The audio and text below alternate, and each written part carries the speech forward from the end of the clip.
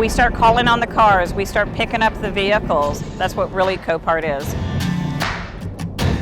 I made it to a young lady's house who she obviously lost everything during a catastrophe. It felt good making it to her and at least being able to show some compassion and to provide the first step in her reconstruction.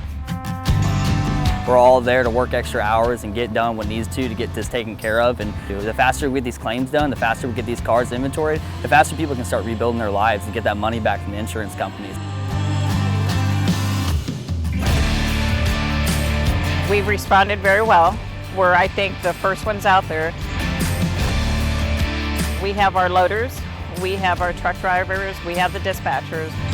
Those trailers has a lot of pieces of equipment that's important to the people that's going to dispatch the trucks to pick up the cars, the ability to kind of streamline that. There's a standalone trailer called the command center. The agents come in there, or all of our employees come in there, doing thousands of cars a day. That's our job. Follow the storm and make sure we're prepared for whenever it happens.